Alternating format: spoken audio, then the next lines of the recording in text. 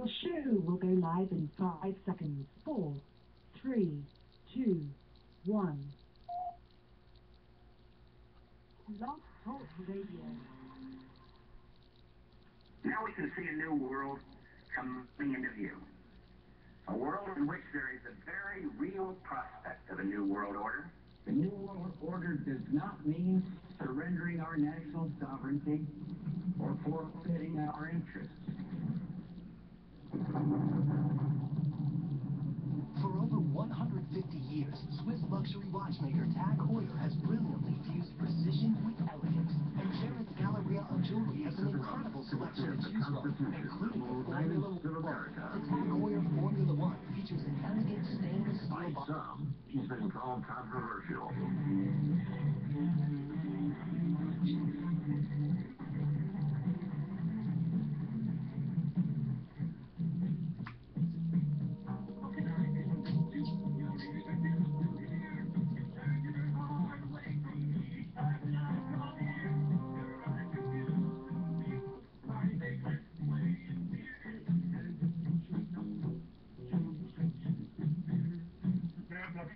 That some of my guests have been approached by Homeland Security or FBI saying, why are you going on the Clay Douglas show? I imagine to those guys that are listening this morning, you go get a cup of coffee, maybe you'll learn something. We thought that the same people, to defend the Constitution against all enemies, foreign and domestic. I don't recall there being an expiration date on that.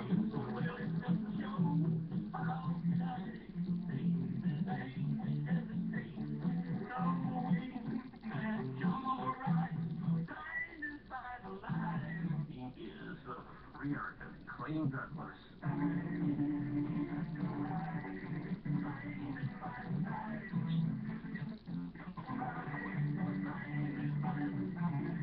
That's Free America, weekdays at 7 a.m. Pacific, 10 a.m. Eastern. Every time I think about the damage that's been done, the anger will sustain me till I'm almost overcome. If I wouldn't have the moon out of the sky from the sun. For the podcast and more details, visit www.freeamericans.com or catch the podcast by phone by calling 832-999-8621.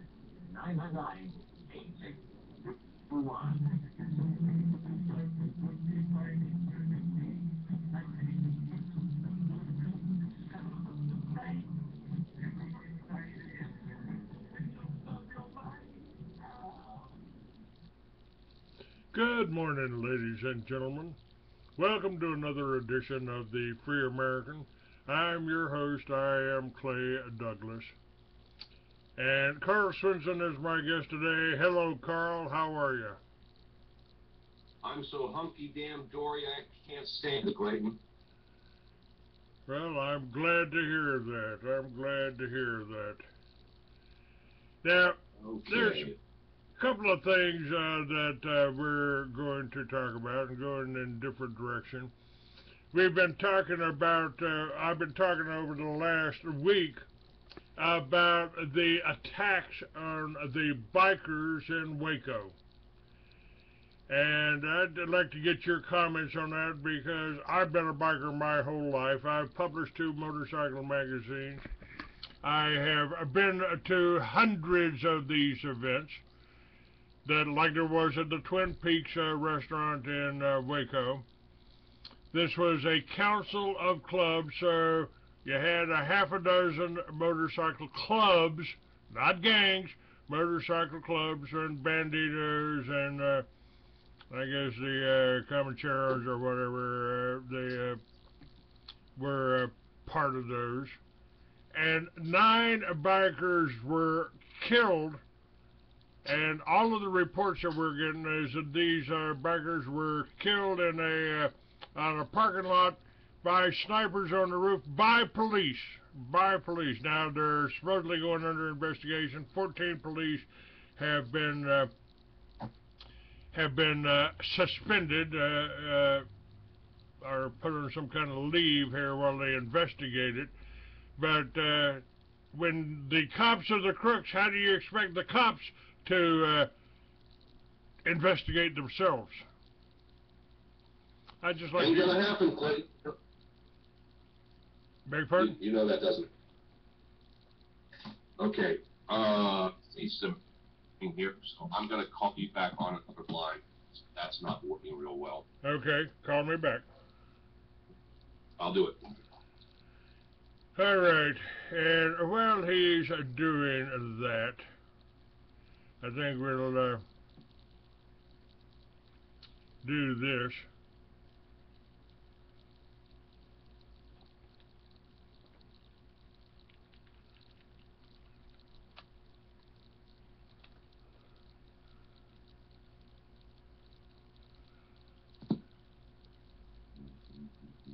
Are you still with me? Okay, yeah, I'm there. Okay. Good. Yeah, that isn't going to happen, Clayton. The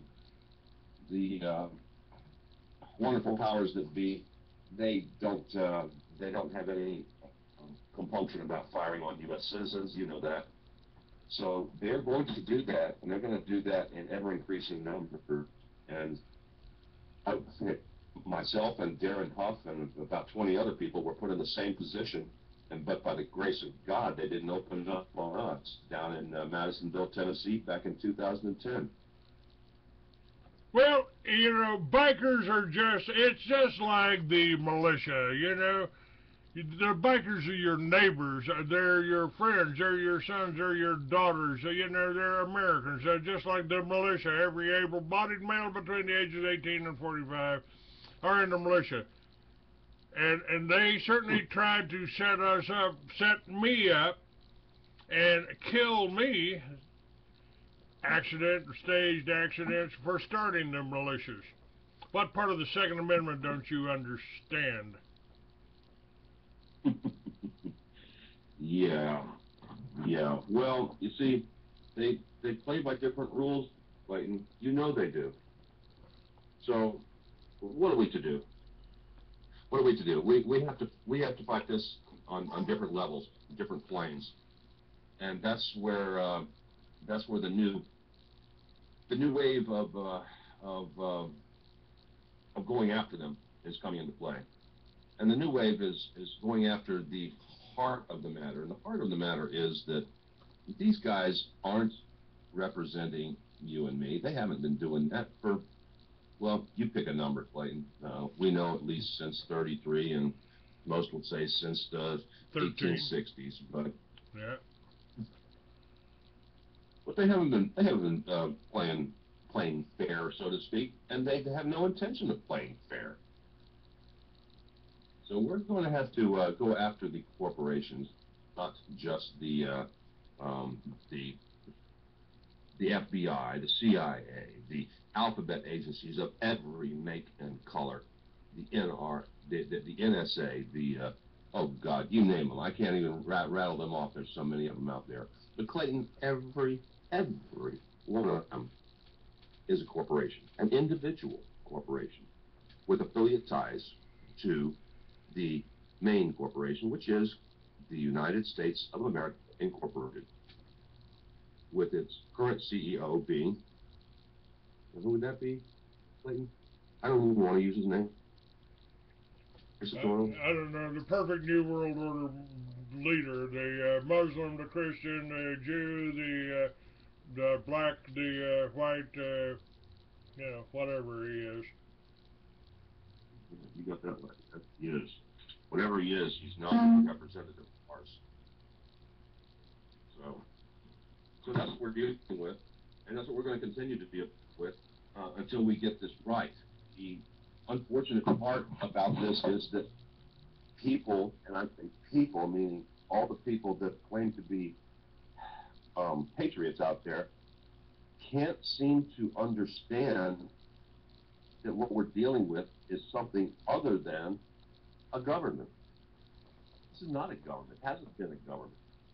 What we're dealing with is a world order that has already been put in play, and they don't know about it. In Montana, for example, they already have the regional government firmly in place.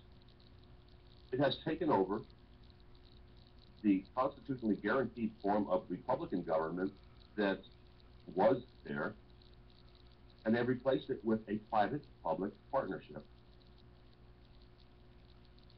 And the people can't understand that that's what's going on in every state of the union.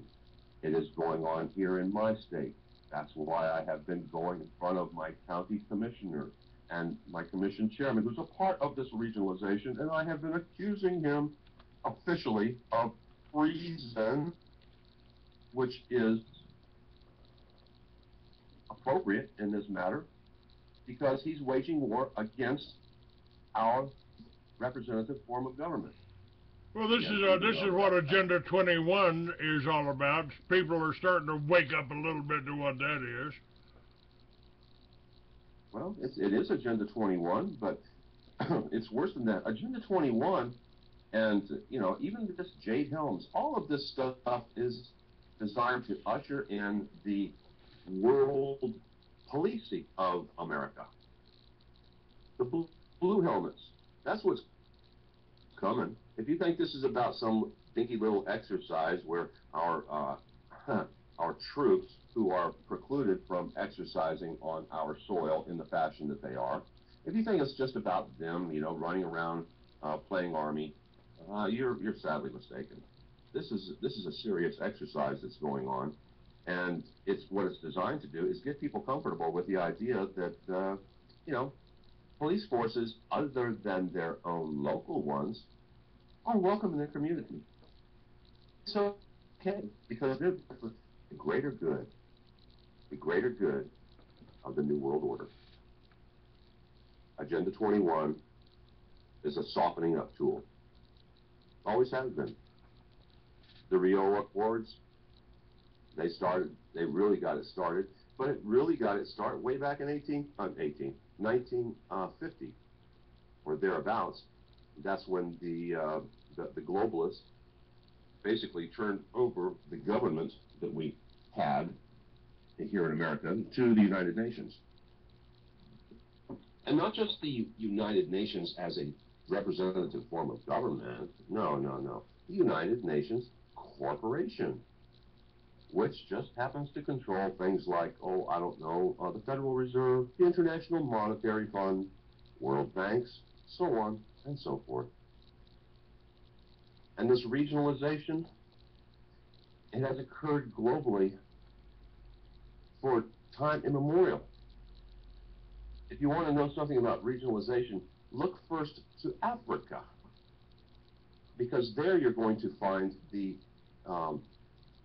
plans for the rest of the world. They're taking regions of Africa and they're divvying them up between the banker elite all over the globe. Some will be ripe for oil, some will be ripe for gold, some will be ripe for farming. Don't forget the diamonds. Diamonds, the De Beers company. Yeah, they're a girl, and I know. Well, maybe a girl's best friend, but they're damn sure not our friend at this point in time. So we have to get the message out that you need to understand the corporate role in all of this. And a lot of research is going into that right now. And what's being found is something that apparently flies over the heads of most people. I don't know, maybe it flies over your head, Clayton, but how would you figure in the involvement of groups like, say, the Young Men's Christian Association? But they're intimately involved. How would you tie in groups like Serve Secretary of State? How would you tie in groups like United States Corporations Company? How would you tie in groups like, oh my God, they just go on and on, like your county by itself, the state you're in. Every one of these are corporations. Every one of them have officers. And those are the people that are literally running the show, not the people that you think you have elected. Those people, they probably don't even know about the corporations, because they have not taken the time to learn themselves.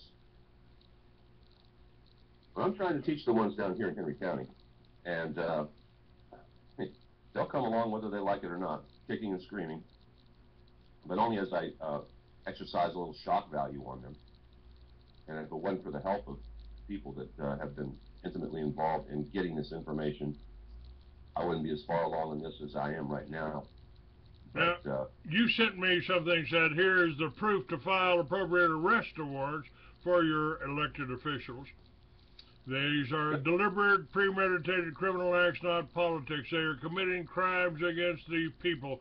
And meanwhile, those people in politics and in our law enforcement are putting more Americans in prison than any other country out there, including communist China and Russia. I think I'm kind of believing that the Chinese and the Russians got tired of 100 years of communism and are fighting back probably better than we are, because most Americans don't realize that we're as much of a communist country as Red China was. No, you know, they're too busy out there. They're too busy trying to figure out how in God's name their children can be taken from them and scattered to the four corners of their state. They're too busy trying to figure out why the tables have been turned and now the government, at the direction of one Barry Soetoro, has decided that children are better placed in the hands of deadbeat dads than with nurturing moms. They've literally made an assault now on motherhood. They've made an assault across the nation with money that you cannot possibly fathom, going to agencies that some of that money is actually used for the purpose and intent. I was just looking at this one clip that I had up, and Oregon man sentenced to 30 days in jail for collecting rainwater on his property. Yeah. And this one, a woman faces jail time for growing a vegetable garden in her own front yard. And there was that woman in Florida that had her house condemned because she wasn't tied into the net. She had solar and wind on her property and was generating her own power, and so she wasn't connected to the grid, and they found a reason to go after her. Oh, and that's just the nature of the beast, because the corporation exists on one thing and one thing alone. That is money. And we continue to feed that beast time and time again. We feed it through taxation. We feed it through fees, fines, and licensing, and every other form of money confiscation that they have come up with. They feed it by printing money and distributing it to their elitist buddies out there, some of which goes actually to the program of destroying the American family, and the rest of it seems to make it into these wonderful little holding companies that take that money and spirit it offshore. It's a big game to them, but you know, that game has a leader, and it isn't Soetoro, and I venture to say it isn't even the global elite. You remember that saying, Clayton? The biggest trick that the devil ever played was convincing people that he doesn't exist. Yes, sir. There's your leader. And it's becoming more and more prominent. If you take a look at the various government structures across your state, count how many of them are in the form of a Rosicrucian cross, or are in the form of a Masonic symbol. You mean like that Masonic symbol that's on the cornerstone of most of our churches, and that church dedicated to the worshipful master? They ain't talking about God, guys. And you know, it's one of the things that I've talked about down here many times, written books about many years ago. You know, this devil, this Satan. I don't necessarily think his name is Lucifer, and it may have been Yahweh. It may have been. I think Satan was pretending to be God, and that's who Jesus was talking to, who promised him every kingdom on earth if they'd follow him. Maybe we're following the wrong God. But what if Satan is sitting up there directing all this somewhere? Or I believe he's right here. I believe that he takes this spirit, this evil spirit, is welcomed into the minds and hearts of men, you know them as your politicians, your leaders, your pedophiles, your criminals, your rip-off artists, your Bernie Madoffs out there. I mean, isn't that, don't they have that little spirit of Satan inside them? Who are they talking, who are they praying to? Okay, they're praying to Baphomet. Baphomet. You mean that little character that's right there in the middle of the Dodge Ram truck logo? You got it. You got it. His representation is out there. You got it. You got to admit one thing. The devil in his acts always does one thing, and that is he lays out the truth for you, and you can either accept it or not. But he also makes the untruth very appealing. But Baphomet is the character. Baphomet is the main one. And Baphomet is represented by the sculpture that you see in back of the Pope at the Vatican. He's in all kinds of logos. He's in all kinds of different architecture that you see all across the country. Most prevalent, of course. How about that five-pointed star? How about that five-pointed star upside down? Oh, yeah. Oh, yeah. I mean, sure, these are all pictorial representations of the same thing. This is the devil work. Folks, he does in fact exist. And whether you want to go off on that tangent or not, I'm here to tell you that he is very, very real. And he is everywhere that you think he is not. He is in your churches. He is definitely in the Catholic Church. And the popes, I don't know what to think about the popes, because they are doing his bidding, for God's sakes. Look at all of the structures. Do you remember that little bit about when Moses came down off the mountain? One of the rules was that we were not to have any false gods, and we were not to pray to any idols. Well, guess what? You want to see idolatry on display? Idolatry on display is the Vatican Church. I've always found it a little difficult to understand why a church would create an idol out of that cross with a picture, with a figure of Jesus hanging on that cross. Why would they glorify an instrument of torture used to kill our Savior, our Messiah, to kill the man Jesus? How can we worship that cross? Isn't that an idol? I don't know about that. Sabbatic goat is what they're worshiping. That's what they call it. And the Sabbatic goat is Baphomet. Baphomet is the manifestation here, pictorial representation here of the devil, and it's his work that has us praying to these idols. And the idolatry, if it is taken the wrong way, which apparently the Vatican Church thought that it was taken the wrong way, so they had to change it up. That wasn't good enough that they were just glorifying his death. No.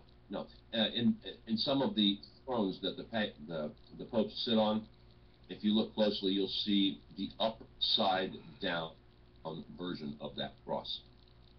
They do anything and everything to blasphemize these things that we might have considered sacred and might have been able to justify as godly. Jesus having spilled his blood for us, okay? That wasn't the intention of them putting that out there. They wanted to glorify his death. They didn't want to have us turn around and turn it into a good thing, like his resurrection. No. They couldn't have that. So they do what Hollywood, what the newspapers, what the government does best. They demonize it. So that's what we're finding out. We're finding that out all over the country. And I want to tell you, the things that we've located here recently have been quite disturbing. Courthouses, for example, built in the form of a cross.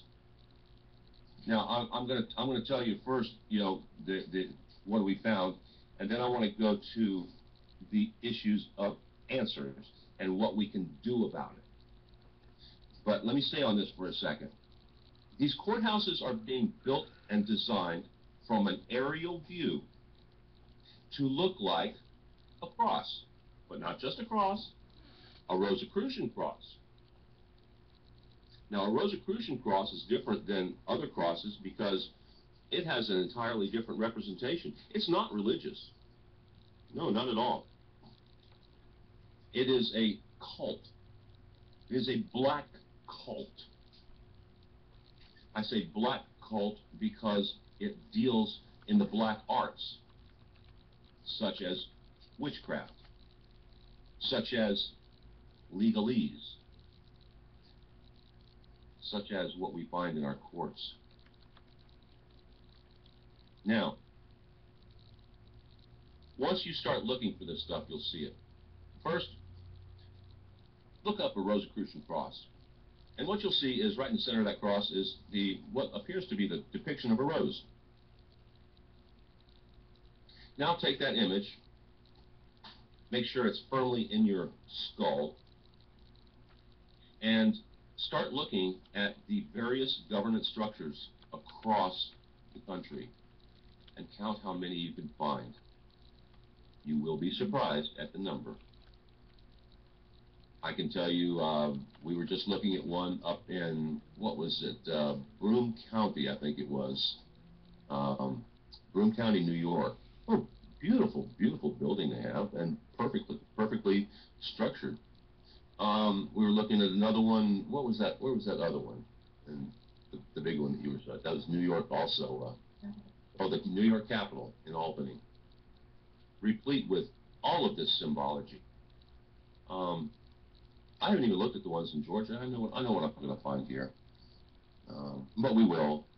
I've got to get before the Georgia Republican Party tomorrow night and bring them up to speed on this stuff, if that's at all possible. But I'm going to try. Guys, we're dealing with the day-to-day survival in this hellhole. We're dealing with freedom. We desire freedom. We think of red, white, and blue as freedom until we see the red, white, and blue flashing behind us in a car. Yeah, you don't you don't get a warm, fuzzy feeling when you see that cop in the rearview mirror? No, not at all. I think that means, I think that's your subconscious trying to tell you that you're living in a police state. Freedom isn't freedom. Up is down. Down is up. Found another thing yesterday. Again, folks, I'll salute you, but found something interesting yesterday, and we were looking at assessments in the county of Cobb, Georgia. And that was the most curious thing I have ever seen in my life. The government buildings, and I don't know how many, but at least some of the commercial buildings we saw, had assessments. You know, everybody's got assessments for property, right? Well, one of these assessments, the first one we looked at that caught my attention, had zero property value, zero building value. Instead, it had a valuation for airplanes and an evaluation for boats. Okay, what the heck is that all about? But yeah, this was Cobb County. This is looking at the actual courthouse, and that is situated on Lawrence Street. Not even an address, just Lawrence Street in Cobb County. Now, the interesting part about this little piece of property is that the appraised values have a fair market value for airplane as being $82,005, and a fair market value for boat being $36,366. Just a little property attached to the courthouse. And the one for the courthouse itself showed a total valuation of $213,000. Now, why is that interesting? Because just a few years prior, they dumped $36 million into improvements on this property, and yet on the books, it's only showing up as airplane and boat fair market values.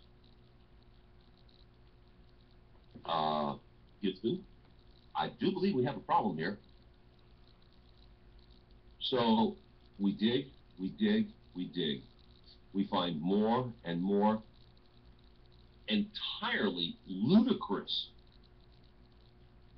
uses of financial tools such as accounting. And I started to think, well, how can this building, which is a massive structure, by the way, occupying pretty much a city block, how can this building be valued for the county at only $213,000? Why would they do that? Can you think of a reason why they would do that? Avoid the taxes they put on everyone else? Well, you know about something called a CAFR. Yes. The CAFR, Comprehensive Annual Financial Report. Yeah, Walter Burien has been on my show many times, and had the pleasure of meeting him out in Arizona personally. Been to his house. Yes, I'm aware of the CAFR reports. Well, guess what? When they put that CAFR report out there, it's designed to show the general state of the finances of the counties or the state, whichever, or whatever agency they're representing. But you see, they don't want to show as doing well. No. They don't want to show as doing well at all. So they take these net asset numbers and manipulate them so that the net assets are substantially lower than they would normally be, thereby keeping the net balance sheet artificially low. So the liabilities are pumped up, the assets are dragged down, and at the end of the day, your politicians see this and say, well, folks, we have no choice. We have to raise your taxes. We have to get more money because your government cannot survive on what you are trying to pay us. We cannot continue to grow. We cannot continue to add more bureaucrats. We cannot continue to add more agencies. We cannot continue to add more restrictions, more fees, more fines, more ways of taking money from you. We cannot do that unless, of course, you give us more money. That's the whole point of this. Well, and that's such a scam anyway, because hey, if you got your very own printing press and you can print your own money, pretty soon you can buy up the whole neighborhood. I'm beginning to wonder if we have any private enterprise going at all anymore. I really am, because there's so much money being pumped through Washington, through the Federal Reserve, through the International Monetary Fund, into the communities, that those funds are what is actually driving whatever engine there is. We don't have a manufacturing base anymore, in case you haven't figured it out, folks. We don't build diddly squat. We're a service company. Who the heck do we service? Oh, I'm sorry. Yeah, that's the ticket. We service the elite. We are their slaves. We have been their slaves, and we will continue to be their slaves until you wake the hell up. Now, when you do wake up, see, I'm kind of a lighthearted kind of guy, and I like to have some fun. One of the things I'm thinking seriously about is figuring some way to get at the robes of these judges.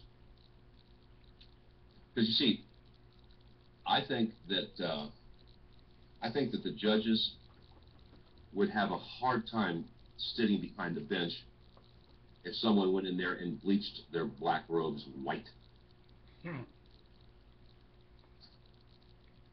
Or someone like me went in front of the county and said, look, you're supposed to take religion out of government, not put it in. And yet you're building these buildings that are in the form of a cross. I don't like that. That's pro-religion. We can't have that. And these judges, they look like priests up there in these black robes. We got to get them out of those black robes. Get them out of the black robes, folks. See what happens. The source of their power dwindles until there's nothing left but you, me, and common law. Now, this video that you sent me here talks about a currently seated impersonator of a lawful public servant is not being charged with a misprision of felony. Can we play that clip here? I would love it. Please do.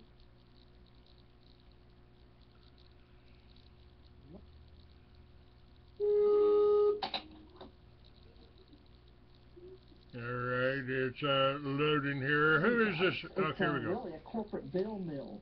I mean, they're cranking out legislation. Yeah, this is Senator Nan Orrock, O-R-R-O-C-K, and she's the one speaking, and I got a feeling that's who you were talking about earlier, your Georgia senator. Yep.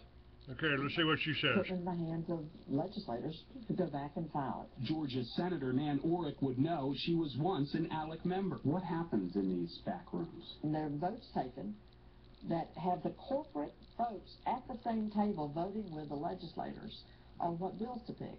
And that at its core just screams out inappropriate. You're telling me that in these rooms, a corporation has an equal vote with a legislator on a piece of legislation?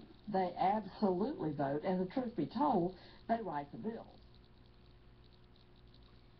Matter of fact, I just saw this in action. I went to the city council meeting of Big Spring, and they were placing some of the city council members, 6 of them, and they were placing some of those city council meetings in corporations, for-profit corporations. They were putting them, they voted them in to, oversee these different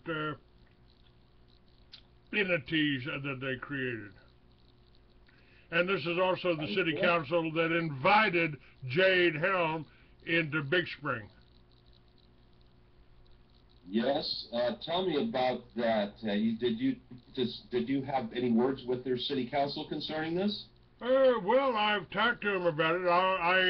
I talked to them about it the other day when I went in there, because they're trying to move a senior center here that I've been going to, when nobody wanted to move. Everybody liked where they were at, but oh, this building's bad, the roof's bad.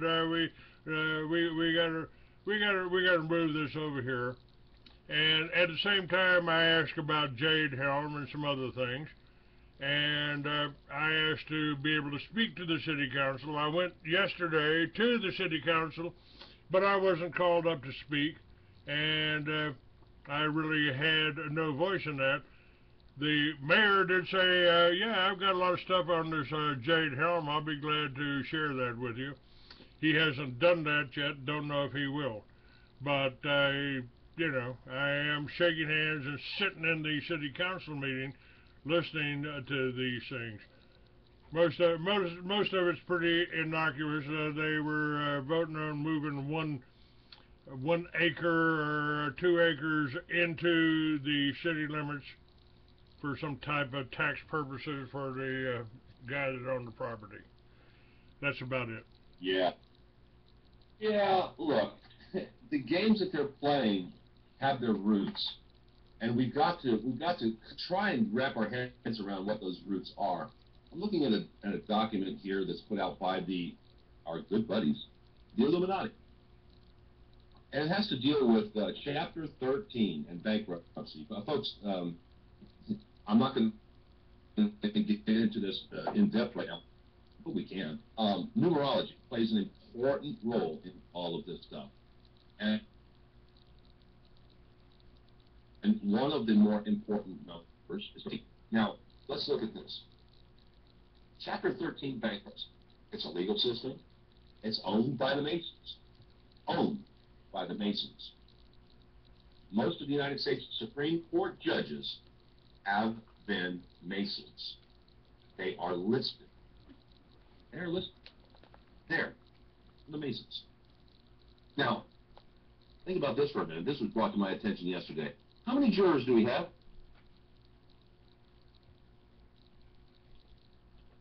Jurors? Normally? 12? Yeah. Yeah, well, guess what? Got to add one. It's called the judge. Okay. Adds up to 13 now, doesn't it? Don't bring that Constitution into my court. You talking about that guy? Mm-hmm. That's the one. The one in the black robe. Let's get him in a different robe. That'll be a hoot. Oh, my God. I can't wait to try that. Anybody have an idea? Anybody out there listening to this? Anybody within earshot that has an idea on how we can get them out of those black robes? Please, for the love of God, contact me. I want to talk to you.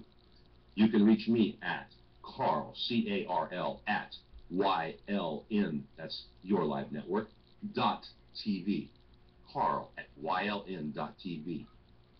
Because I think that if we take their source of power away from them, when they're sitting above the average person on their bench in that court, if we take that power away from them, we take the whole system down. 13. 13 is a good number. Procter & Gamble. If you look at their logo, you'll notice one thing, that the image of the person there curiously looks like he's got horns. But more importantly, look at the stars. How many of them are there? 13. How many original colonies did we have? 13. Oh, by golly, it was 13, wasn't it? That number is out there for all to see. And it all comes back to the biblical prophecy of the mark of the beast, 666.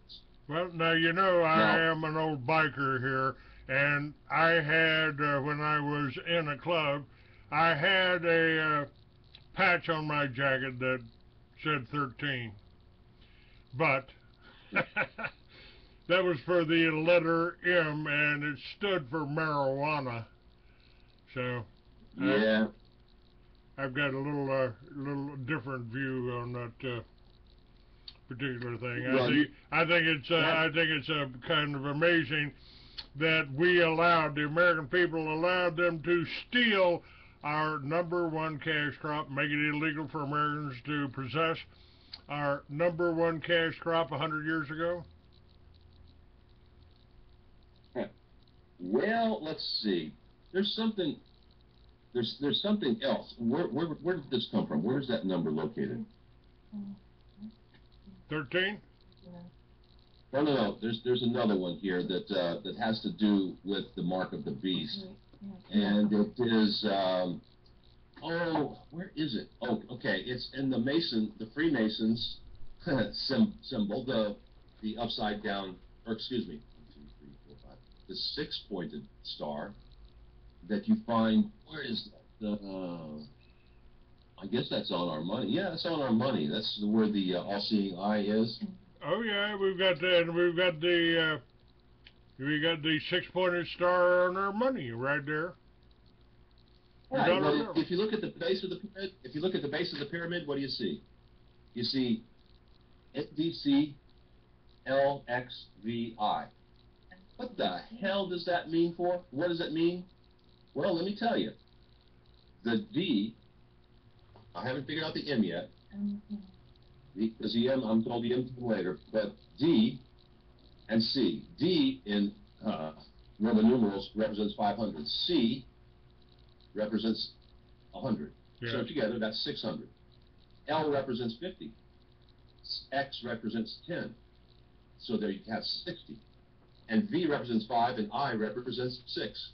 So, my friends, at the base of the pyramid on our money is the mark of the beast, which is 666.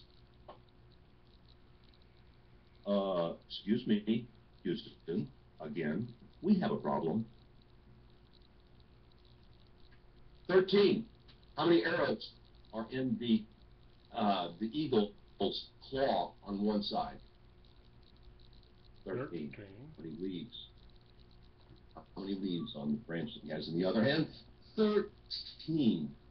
My God, how many stripes in the middle of the shield? 13. Huh. Letters in E pluribus unum. 13. Letters in Anuit. 13. 13 blocks, top to bottom, on the pyramid. 13. 13. Fritz Springer, in his 13 bloodlines, say these 13 blocks represent the 13 satanic families. Thomas Jefferson once talked about a dream he had of seeing the devil,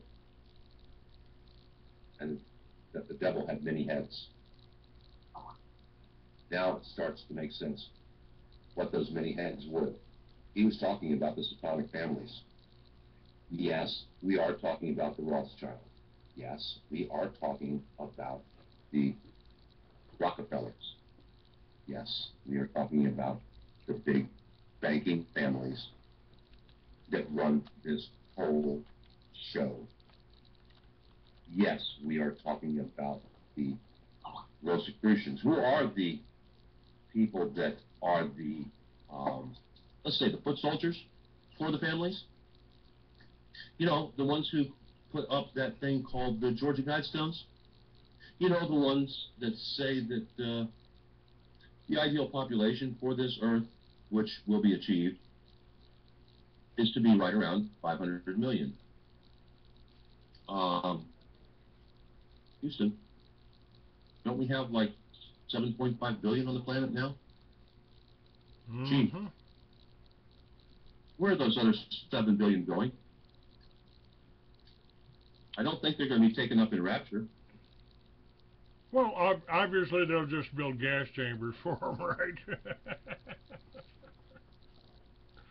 Haven't they already? Yes, as a matter of fact, they have, and they've also installed and brought in guillotines into America.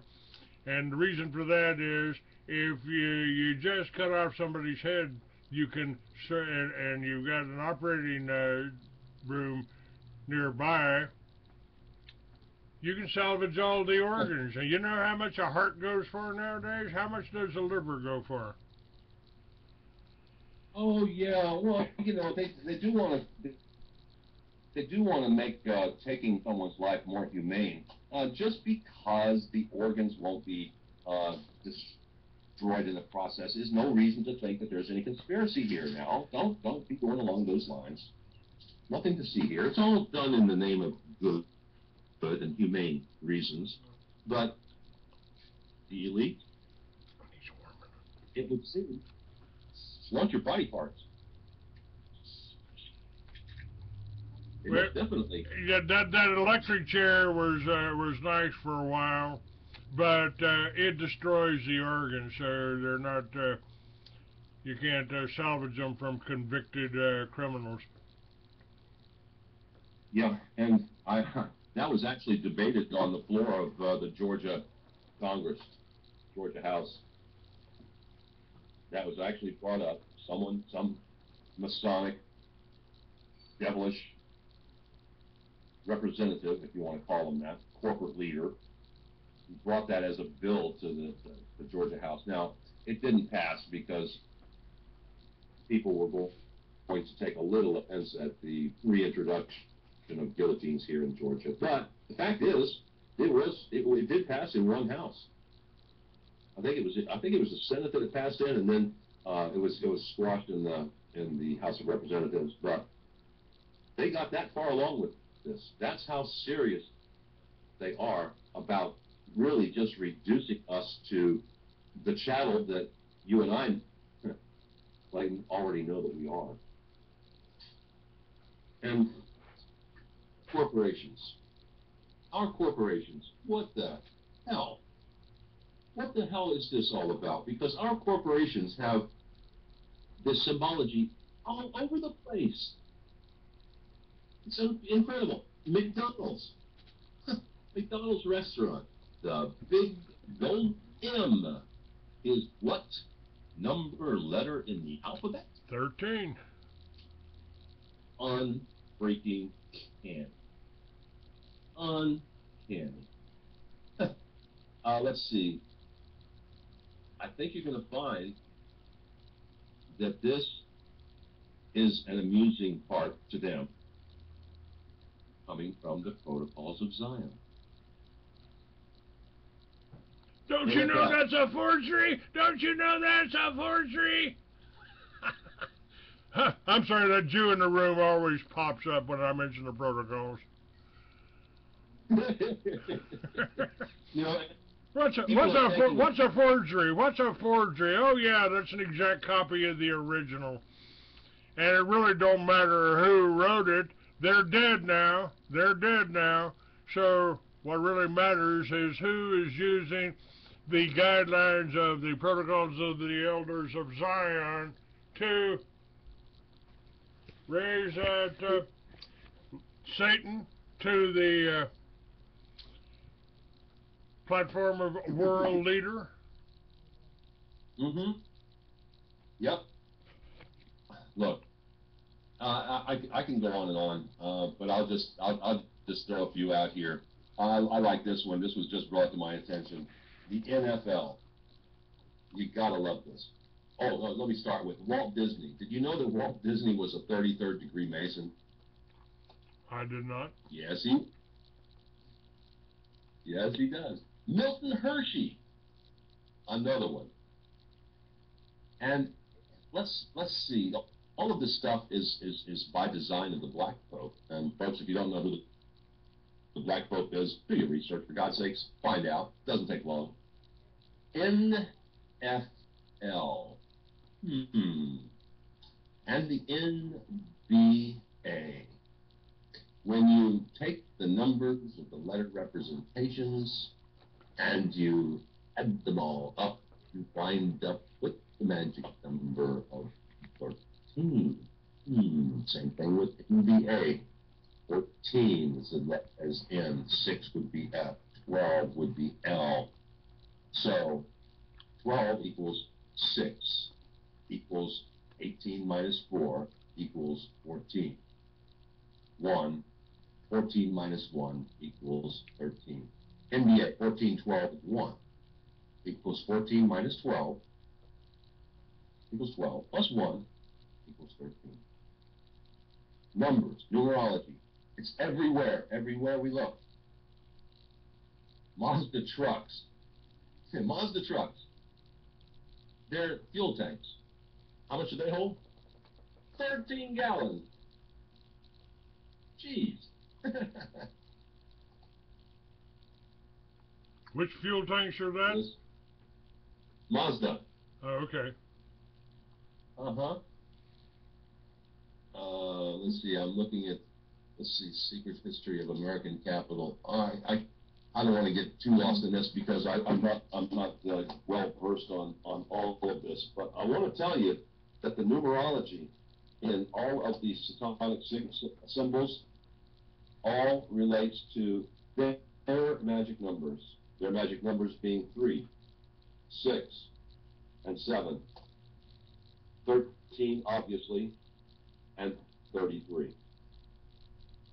In our research concerning the corporations, those numbers are everywhere. You know about the Bohemian Grove, right? I'm aware of the Bohemian Grove. I'm not a big believer in the fact that Alex Jones was able to sneak in there and film it. I think he was invited and welcomed in. But go ahead. Well, yeah, well, we're pretty much on the same page there because what we're finding is corporate affiliations with Alex Jones that just don't make any sense at all. But when we look at Washington, D.C. and Capitol Hill, look at the aerial view. One of the things that you're going to find, one of the symbols you're going to find is, oh yeah, there he is, that owl. Let me shoot this over to you. You want to take... Who?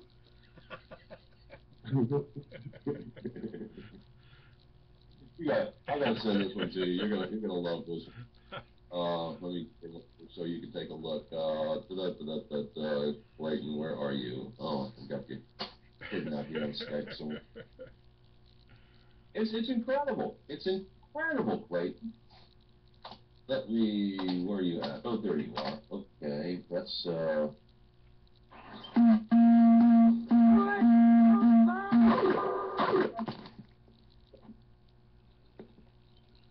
don't know what that was, but I didn't need to be taking that one.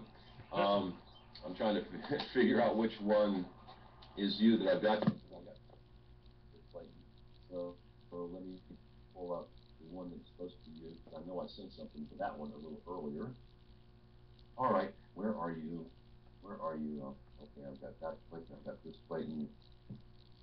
And there it is, okay? So I'm going to send this over to you, and I want you to pull this one up and take a look at it. Because symbology, numerology, Rosicrucians. The hard truth on the Masons? Sorry about that. Georgia Guidestones, Rosicrucians, Masons. This is what we're looking. This is what we're dealing with. I think I've got that one up. United States President's Illuminati Masonic power structure. Is that the one you're talking about? Oh yeah, oh yeah. That's just one of them.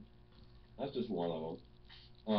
The numerology thing, I think you probably want to take a look at that as well, but maybe not necessarily right now. Let's see. Yeah, we've got, you know, Forbidden Knowledge has a lot of this information contained on their website.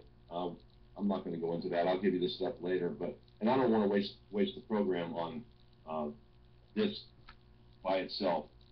What I do want to talk to you about is what we can do something about, and that is the corporate structure of our so-called government. And yes, to a lesser extent, the influence of those cultists. I'm going to call them witches and warlocks, because that's what I believe they are, called the judiciary. And I'll go a step further, and I'll venture the proposition that the Salem witch trials and the Salem witch burnings were dealing with the lawyers. Dealing with what? Lawyers. Lawyers, okay. Lawyers and judges. and those that practiced the cult of legalese, spoke the language, and continue to pervert the language to this very day. And if you don't believe, folks, that they pervert the language, I beseech thee to go to Black's Law, 6th edition. And I'm going to pull that up right now because I want you to hear this. I've said it time and time again. Black's Law, 6th edition, preface warning. You're going to love this. Okay, it says, and this is the last paragraph of the preface, which is only 4 paragraphs long. It says, a final word of caution. The language of the law is ever-changing as the courts, Congress, state legislatures, and administrative agencies continue to define, redefine, and expand legal words and terms. Furthermore, many legal terms are subject to variations from state to state, and again, can differ under federal laws. Also, the type of legal term, issues, dispute, or transaction involved can affect a given definition usage. Accordingly, a legal dictionary should only be used as a starting point for definitions. Additional research should follow state or federal variations for further or later court interpretations and for specific applications. Helpful sources for supplemental research are Words and Phrases and Westlaw. That you find in the 6th edition, which was printed in 1890. They pervert the English language. They change the meaning of words to confuse. And they do so to keep you in a state of slavery. But not just slavery, voluntary slavery. You are volunteering to be the financial slave that you are today. Hey, and we've got the most successful tax system in the world, and it's all voluntary. Now, it's been about 20 years since I decided not to volunteer into the tax system. I'm still not in jail. I'm still not in jail, but you know, the fact is, I don't volunteer for those taxes anymore. And the IRS doesn't bother me. Doesn't that make you unpatriotic? Doesn't the fact that you would dare to mention the Elders of Zion, that fictional work, of course, doesn't it beg to have somebody say, well, you must be a racist because you're talking against Jews? Well, they say that about me all the time, you know, and my response is, you know, I've got a musical response. I like to ride big motorcycles. I like to eat pussy, too. I like to kick the shit out of punkers and faggots, and if you don't like it, fuck you. That's my tribute to Biker Joe Warren, you know. Now, that doesn't speak to a kindler and gentler society. You know that. And of course, that's why they're targeting bikers, because we're not kinder and gentler. And you know, I'm a lifelong biker. I've been riding for 50 years or more, and you know, I've got rules. I got rules. I mean, you always get the first shot. You don't like me, you can take the swing. Chin's right here. You know, you take that. You can have that first shot, and you know, we can talk about it when you get out of the hospital later. You know, Look, don't start a fight. Man. Don't start a fight, but I'll finish one every time. Men are in short supply these days, Clayton. That's also by design. By design, That's also, they want to feminize the men. They want to give the women a more masculinity. And this is, as far as I'm concerned, this is a direct attack on our whole society. Of course it is. Of course it is. And it's a frontal attack right now. It's so in your face, and it can't be construed as anything other than an aggressive act of war. We are being warred against. We, the people, or the more appropriate term, as you already know, is we the sheeple, but the people of this country are being warred against on a daily basis. And they cannot deal with it. They cannot put that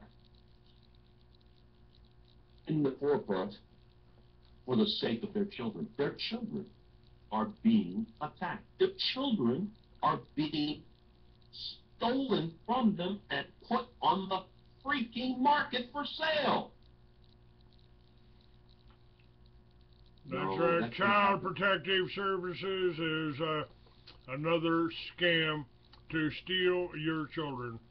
And by the way, this just came across my desk, and it's from Dave Hodges, who I've featured several times, talking about Jade Helm. He's really the one that brought this up.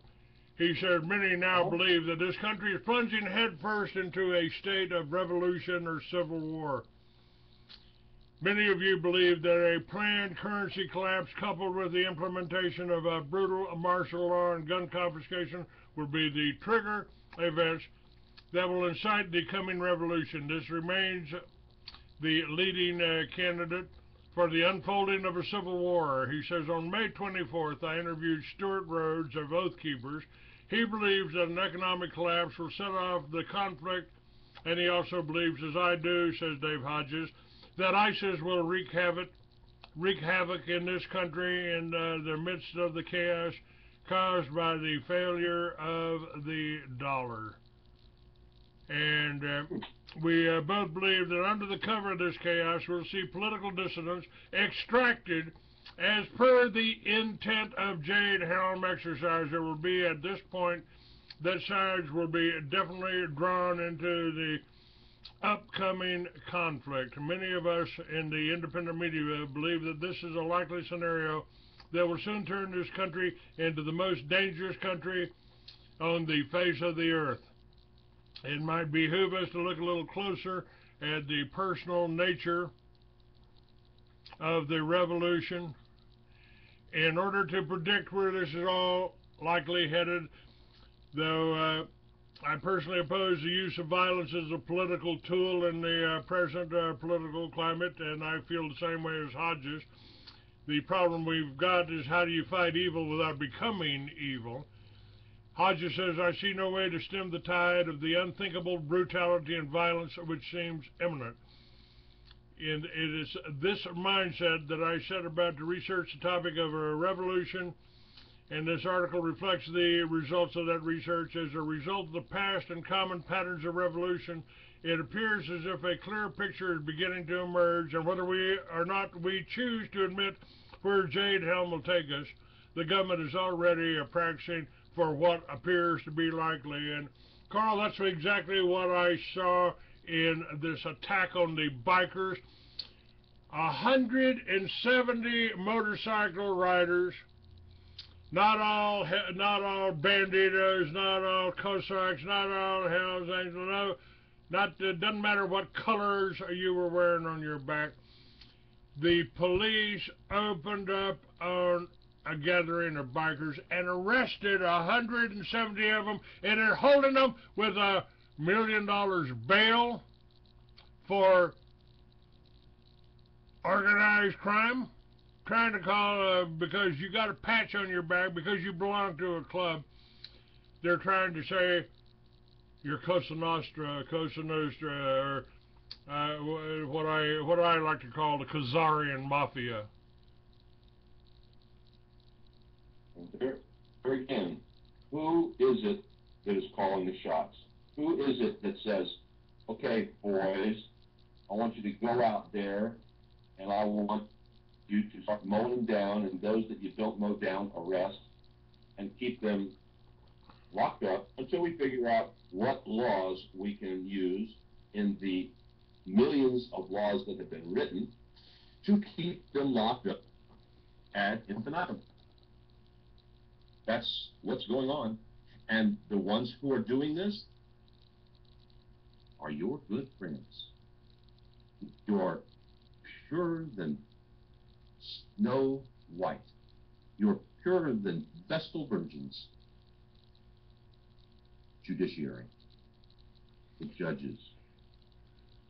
Now, on March 27th, Carl, and this is near you, Department of Homeland Security Special Operations Forces practiced political dissident extraction drills in Fort Lauderdale, Florida. And by the way, this Jade Helm covers pretty much not just these 9 states they say it does, it also covers Florida, it covers Alabama, it covers Mississippi, the whole southern coastline, the whole southern border of the United States is covered under this Jade Helm. And in an email from a Force Lieutenant General retiree, courtesy of President Obama, he provided some clues to where he believes the coming conflict is headed.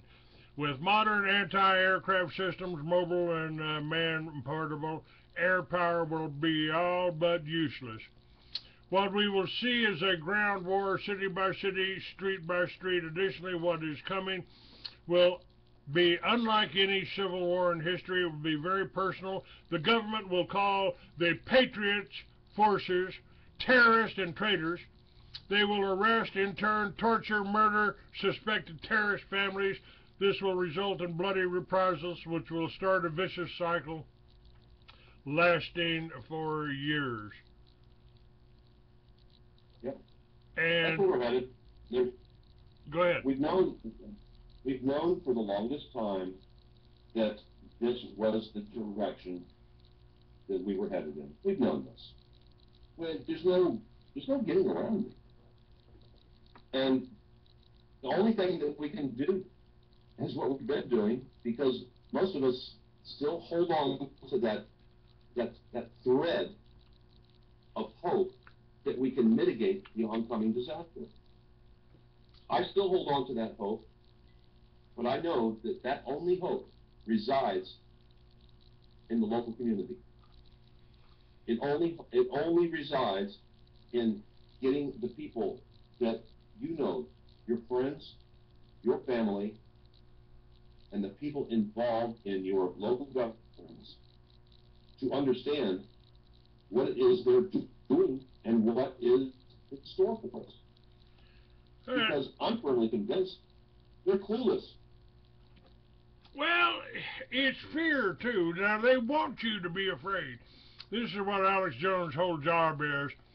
Make you afraid, you know. Be afraid, be very, very afraid. The Russians are coming, the Russians are coming, the militia's out there. Ooh. They want you to be afraid. They try to promote that. Now, I've got a clip here. Go ahead, what? So demonize the good guys. They have no choice. They've got to do that. Because they're the bad guys. Bad guys have no choice but to demonize the good guys. And we're the good guys, Clinton. Now, Arnie sent me this, introducing the International Tribunal for Natural Justice. And frankly, I don't know what that is. I don't know. I can't recommend. They've got a couple of people in there, Sasha Stone, you know, and a few others. But just what they got to say about this, I think they captured it. I listened to it earlier. I think they captured what's going on here, exactly what we're talking about right here. Whether they've got answers or not, I don't know. This and in this thing, they tell you about all of these horrible things that are happening. The woman faces jail time for growing a vegetable gardener in her own front yard, and mom arrested for letting kids play outside. Petition: dad arrested for giving cannabis oil to daughter with cancer. This is all on there, and hang on a minute, let's see what they got to say Rather here. than greeting a brave new dawn of peace and prosperity, which was promised to us by our gallant leaders, we have in fact seen a steep rise in fascist governance steadily creep into our world and slowly take over our lives. Corporations are not people. Has operated through Breastfeeding mother arrested and babies taken away by force. Charlotte police kill unarmed man who was asking for help. As an activist in social justice for almost 20 years, Sasha I've traveled the globe a great many times. And in that time, I have had thousands of conversations, many of them with world leaders, religious leaders, political leaders, cultural leaders, academic leaders. I've dealt with the governmental sector, the intergovernmental sector, the non-governmental sector. I've also dealt with grassroots activists in all walks of life. I will tell you that in the countless conversations and meetings that I've had around the world, one central theme has emerged time and time again. And that is in the shape of stark warnings to me. Warnings that I should be very careful what it is that I'm saying and doing. Because apparently that is the status quo. That we live in a world where we should be afraid of speaking the pure truth. That we should live in a world where we couch our language, hide behind our words, and always shuffle along in tune to that status quo. I say no. I do not consent. The rule of law has been hijacked in broad daylight. Justice is not served to the common men and women. It is the preserve of the rich and the utterly corrupt. Police brutality is sweeping the planet. Militarization of our streets and neighborhoods goes unchecked by our parliament and our congressional leaders, almost all of whom were shoehorned into power by vested interests, and almost all of whom act in treason and fraud every day of their lives. What became of our oath keepers? What became of our protectors and our public servants? What became of our innocence? No one becomes a barrister, or a lawyer, or a judge, or any kind of legal officer in the hope that the world will stay the same. They do it because they want to make it better. They want to see changes happen. But we have a system that doesn't allow that. We have permitted bureaucrats and technocrats, people lacking in creative imagination or a sense of spiritual dimension, to systematically take the reins of our lives and determine how we live, where we live, what we eat, who we marry, where our kids go to school, what our kids learn as truth and fiction, what we medicate ourselves with, how we spend our God-given time and energy, and ultimately what happens to our bodies and our estate, even after death. Our education system has been hijacked by social collectivist objectives which would make Stalin and Mao envious.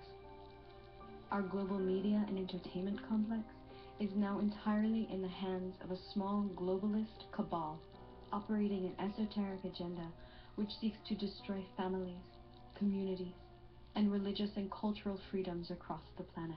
It is a grotesque state of affairs, and one which is now functioning as a runaway train. It threatens to convert living men and women of the land into a drone class of microchipped, sedated, genetically downgraded worker beasts. The cries go unheard as the deafening silence of injustice reigns supremely over hundreds of millions of good people who feel too small to be able to make a difference, who feel too exhausted and too impoverished to challenge the devil in our midst.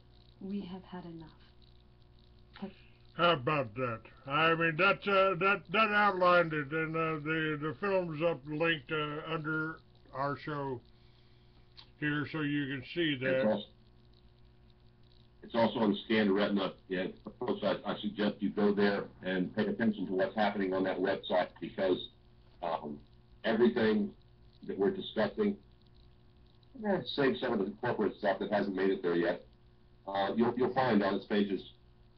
You'll find the work span of Arias, who ties a lot of this stuff to the Vatican, and who ties it to the Crown. And the Vatican and the Crown, they've been the ones that have been controlling this country since before the Revolution, and it never stopped. That Scanned Retina is linked right under your name on this show.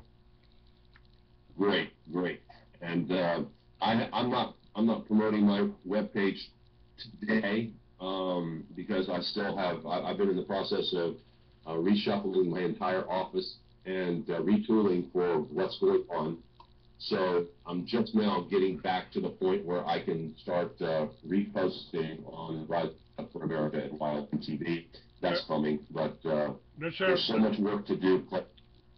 That sounds like you you had a woman move in with you or something here. She's reorganizing your office, isn't she? Like that. I have a researcher that's working with me right now, and she's doing a great job. I can't tell you how much more effective the team of researchers that I have, and this team, have made me.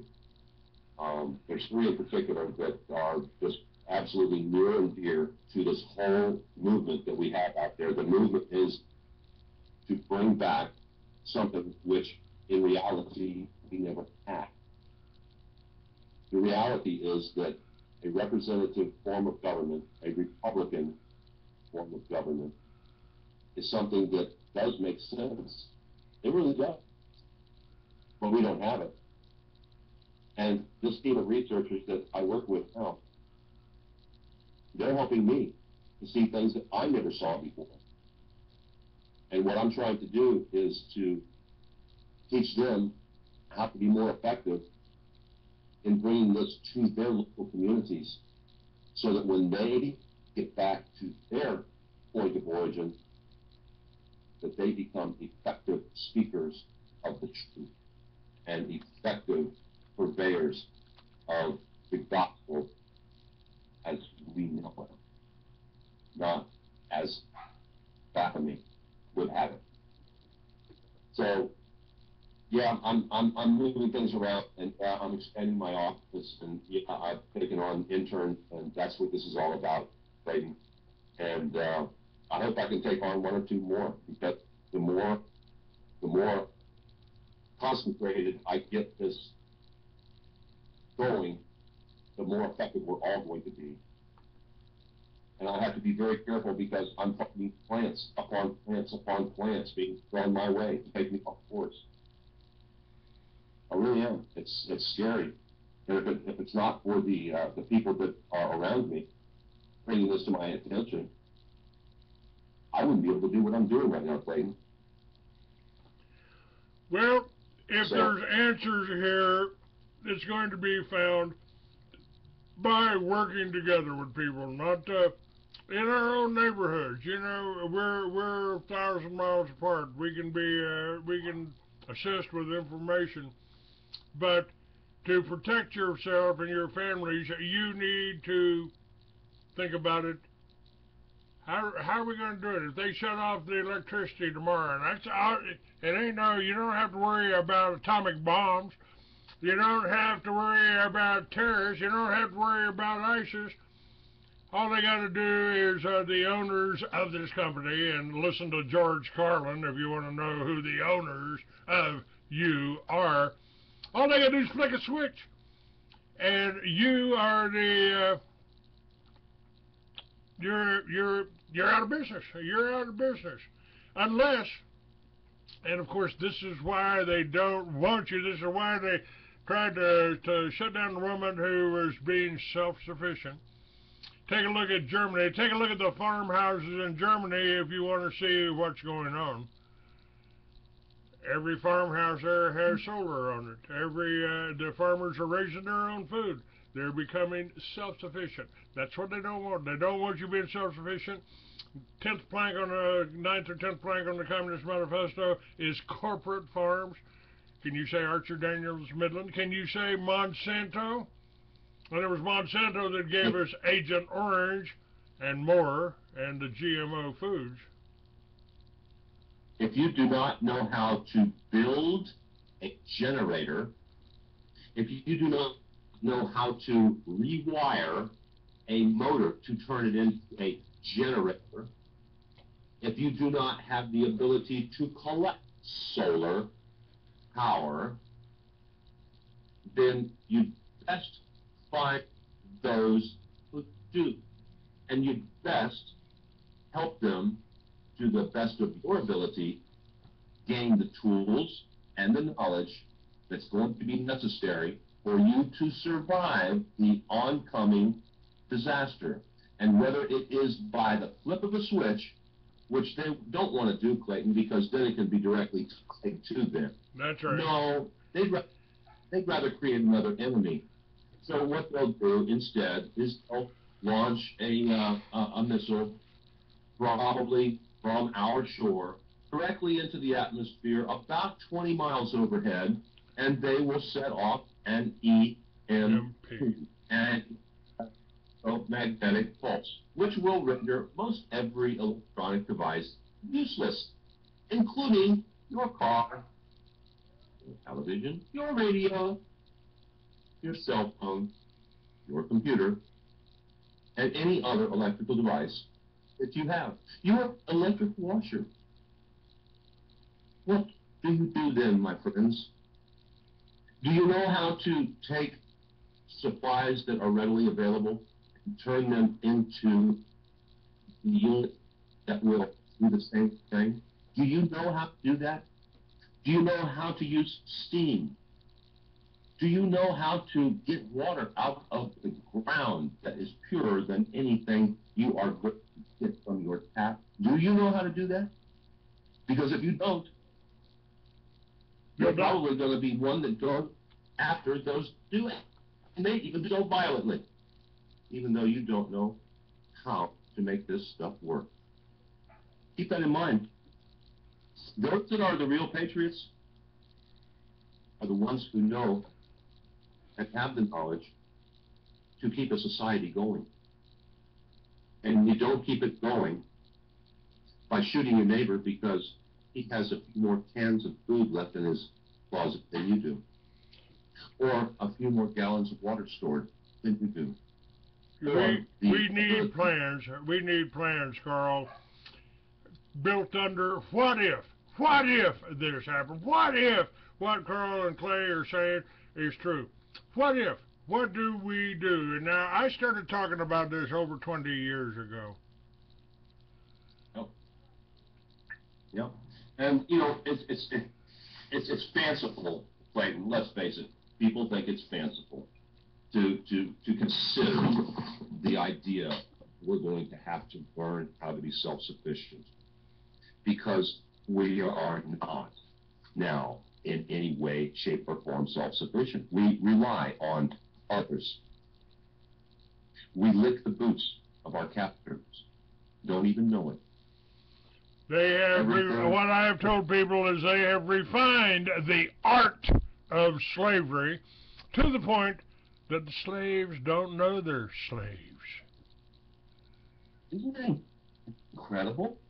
Isn't it? I find it so totally amazing. Now, granted, the people in our community, Clayton, have a much firmer grip on what we're talking about than the average people. And I say average people, I mean those who go to work every day and don't have time to listen to programs like this because, you know, it kind of interferes with Dancing with the Stars and any other so-called reality-based television that may be on there, and may interfere with their programs.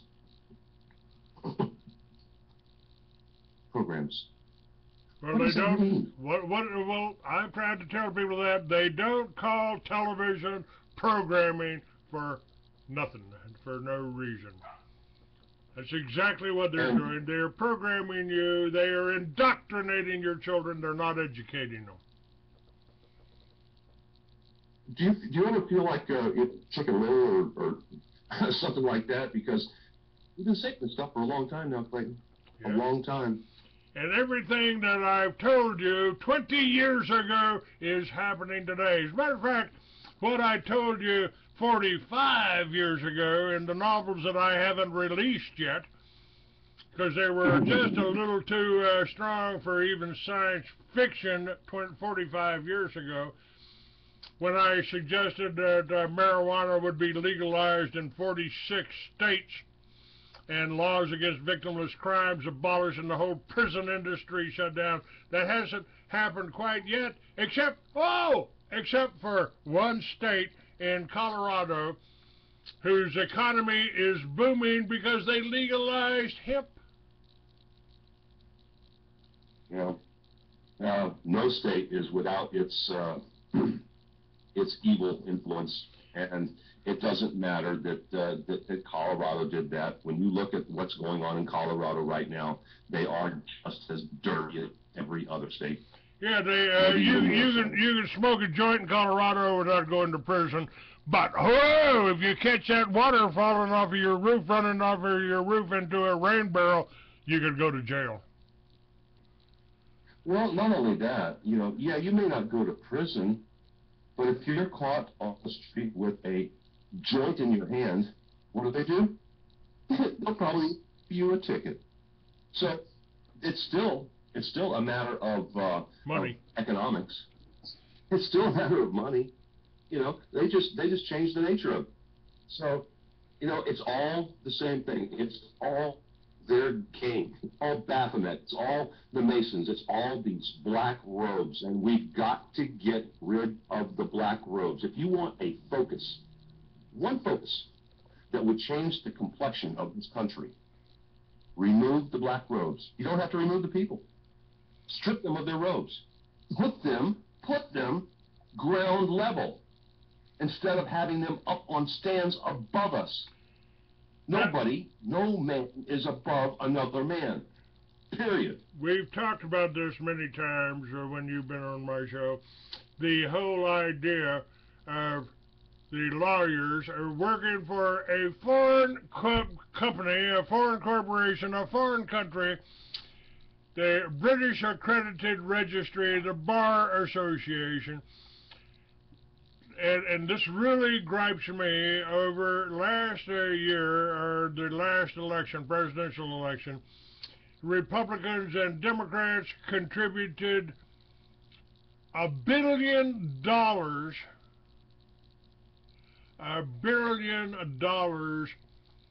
to the Republican and Democratic parties. Where'd that money go? Where'd that money go? It went to the media, it went to the television, it went to the newspapers that told you who they wanted you to vote for. Now, I've been in the presidential election race, and the Republican Party, the candidate I was supporting was the first Republican to sign up in 1996. I traveled from Maine to California with him. I was his driver, his bodyguard, and his speechwriter. And you never heard of Charles Collins, who happens to be dead now, because every time he got up to speak at a Republican convention, every cameraman on stage turned his cameras off and pointed them at the ground. Yep, that's exactly what is going to happen, and what continues to happen on a daily basis. And that's why when I get in front of the Republicans here in the state of Georgia, I tell it like it is, and they don't like it at all. I'm going to do it again tomorrow night, and I'm going to make sure that this message gets from one county chair to the other county chairs again, in the hope that, well, maybe, just maybe, they will have gotten the idea that, the reality of the situation is that party is not what it claims to be. There are no Democrats. There are no Republicans. There are only controllers. And there are only slave masters. And as long as you choose to be a slave, then you are going to be a part of that group. You can't help it. You think you do the right thing. Divide and conquer. Divide and conquer is the oldest maxim in warfare. And every time I hear, oh, I'm a Democrat, oh, I'm a liberal, oh, I'm a conservative. No, you're not. You're an asshole. You're a misguided, mind-fucked asshole, in my opinion. you know, I got my favorite term for that is that they're deeply involved in mental masturbation.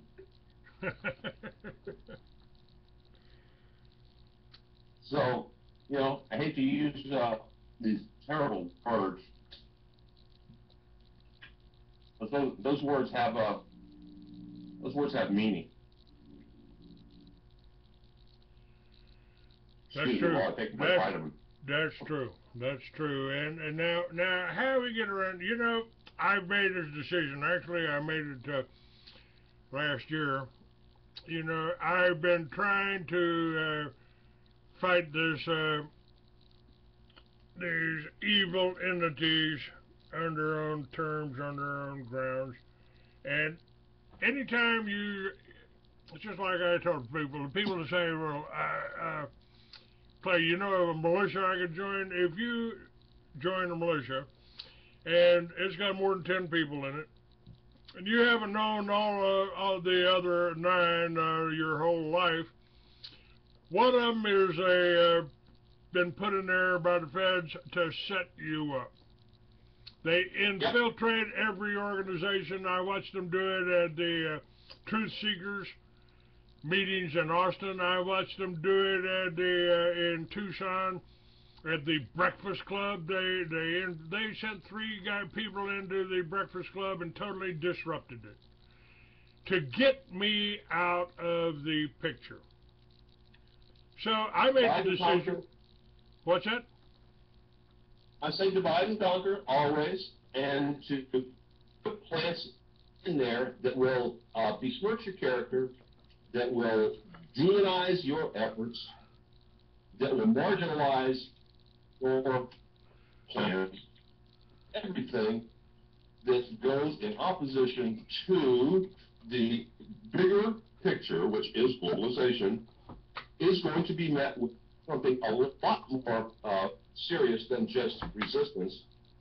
They want to take you out, period. And I think the reason why... Obviously, they tried to do that to me 10 years ago.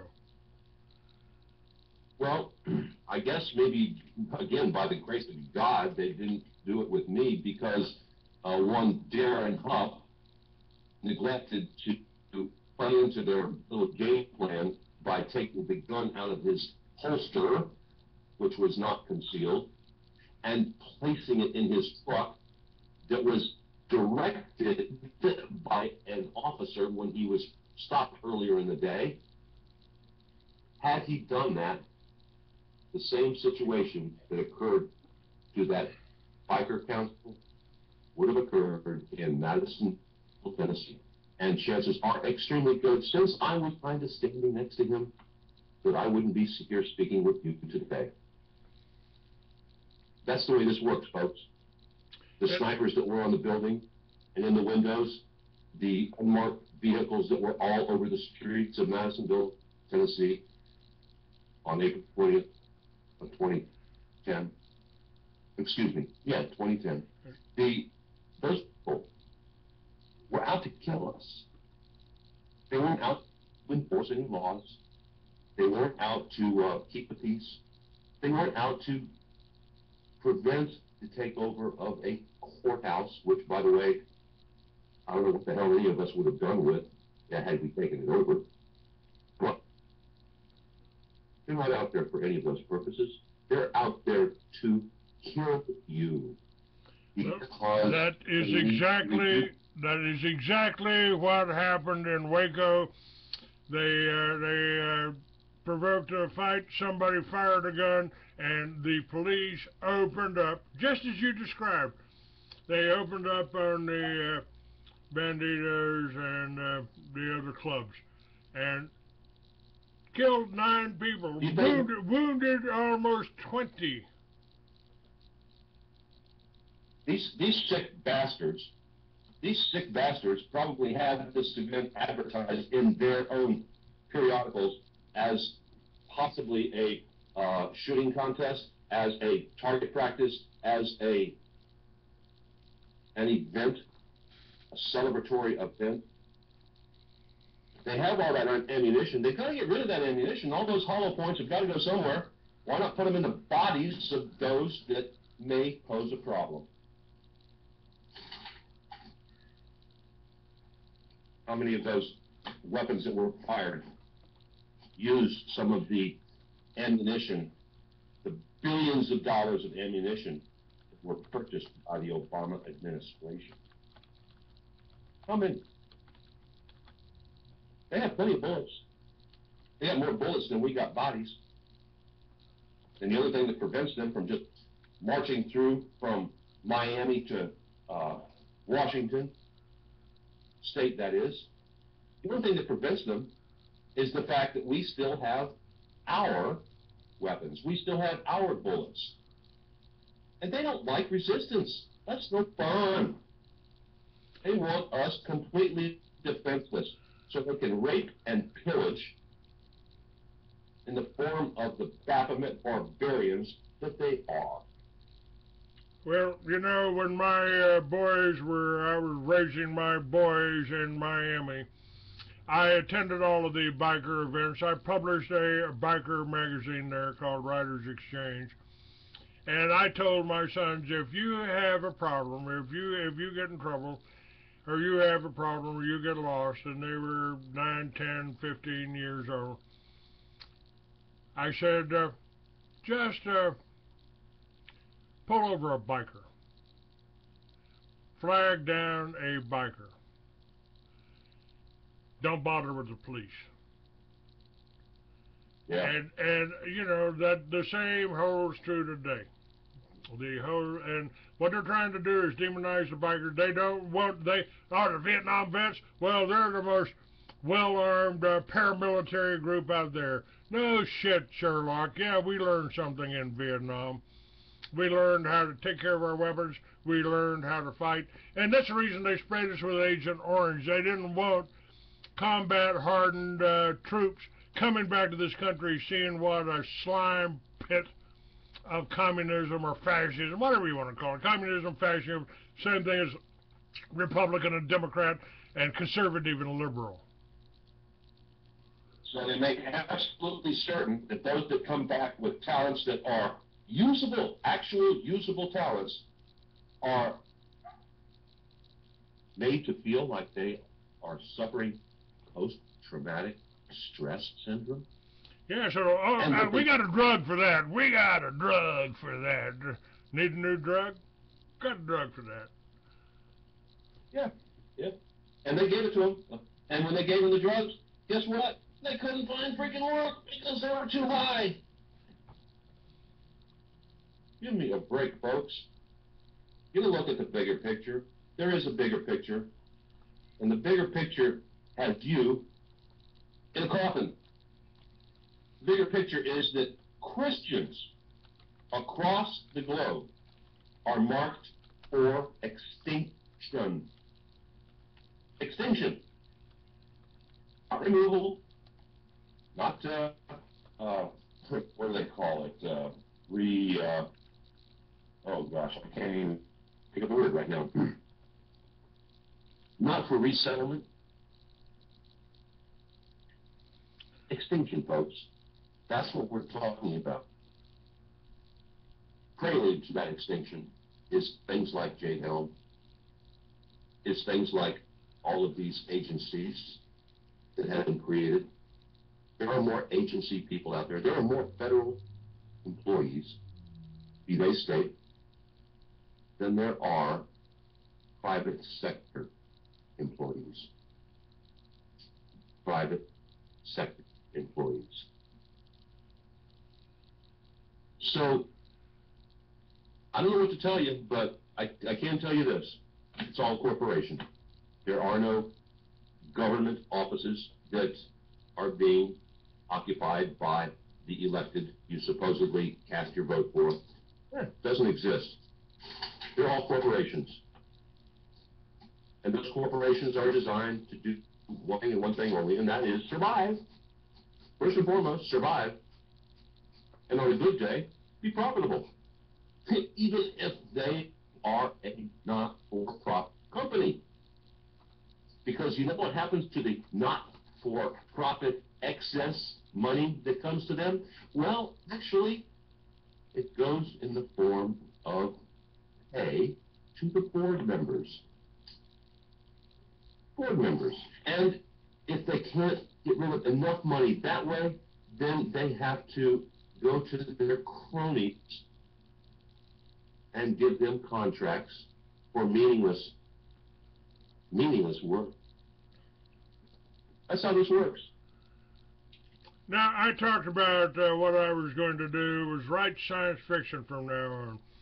Because in science fiction, maybe, if I'm careful, I can structure it so, yeah, this is all imaginary. This is all imaginary, but I think just like some of Jules Verne's things, you will find out in a few years that the things that I wrote 40 years ago, 50, 45 years ago, were accurate and true. I mean, I might have to make some adjustments. You know, I did have offices filled with IBM Selectric typewriters, not computers. That's got to come out in the edit. But, I mean, when I wrote them, there wasn't computers. We didn't have the internet. And that has made a difference. We are able to control.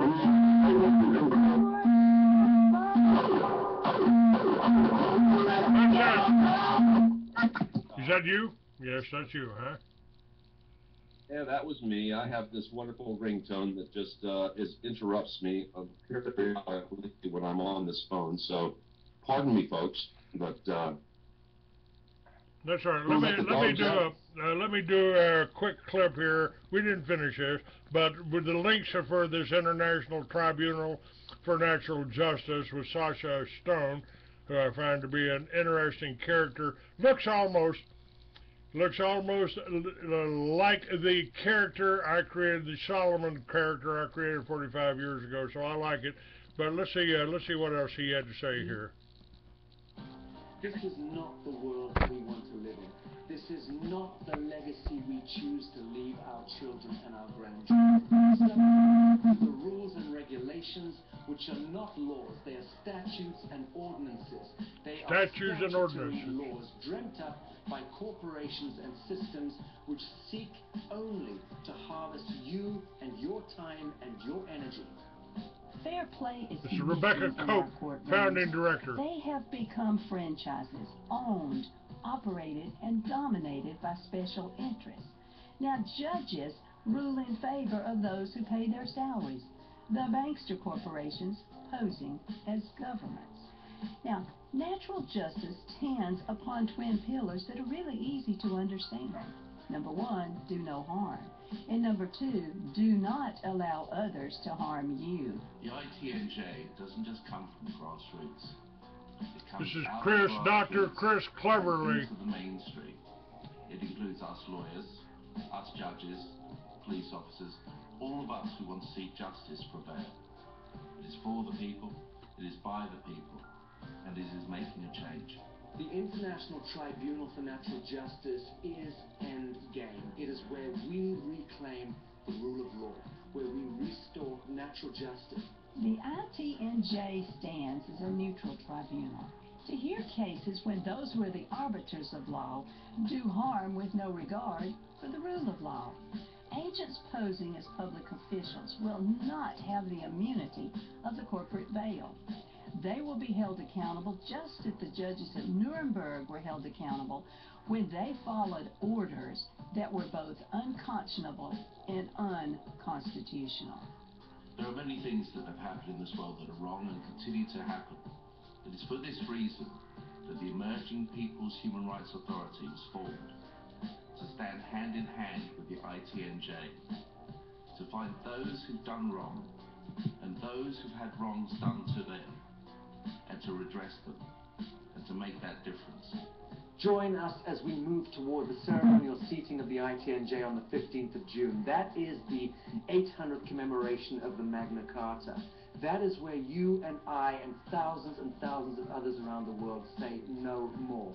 This is where we create our own jurisdiction. This is where we reclaim common dignity and our collective conscience. It is my pleasure to invite you to participate in this unprecedented effort as we return justice-making to the people. 5,000 people can change the world. Become one of them. Sign up and become enshrined as one of the founding advocates of this historic initiative. This is your court. By the people, for the people. Raise your voice with the rising chorus and contribute to the world you want to live in. It's time we stand together for justice. Well, if you don't, who will? If you don't, who will? I think that's right on, Carl. You are doing something. In doing the show, I am trying to do something. If this website, freeamerican.com, has been up for 20 years, try to go into a library and get it. See how afraid they are of the information that we're putting out. You know, it's we are trying to do something. And Carl, my hat's off to you. You're walking into these council rooms, into these city councils, into these county meetings, and you're doing exactly what we all need to do. What they do is ruled by consensus. If you don't raise your voice, if you don't say, wait a minute, no, I ain't going for that, we're not going to go there for that, then they consider you to be part of the consensus. Your silence equals consent. Am I accurate on that? I would say you're pretty much spot freaking on, okay? Yes. Double yes, triple yes. Always yes.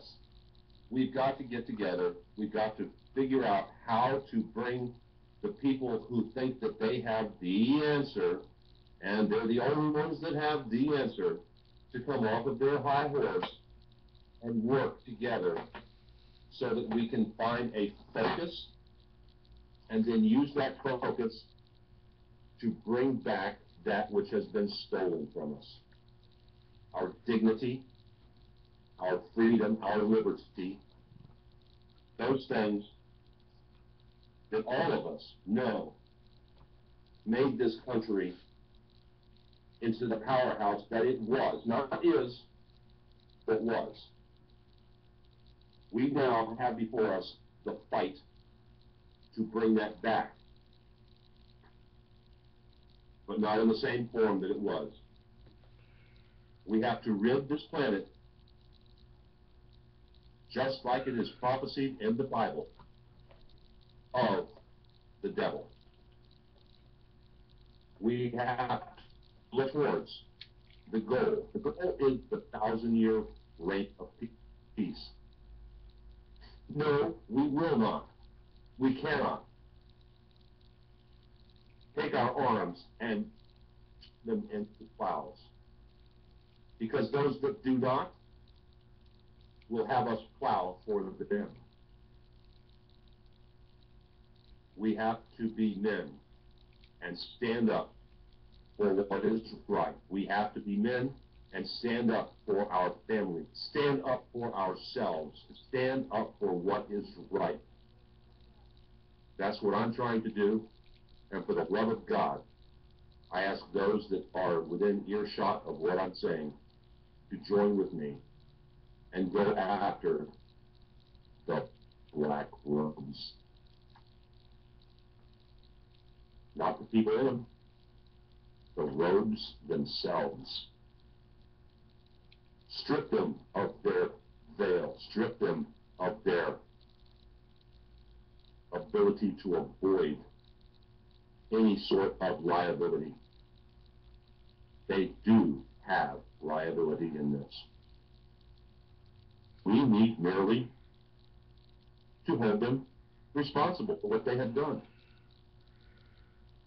I don't care anymore that the families are the ones that control the banks.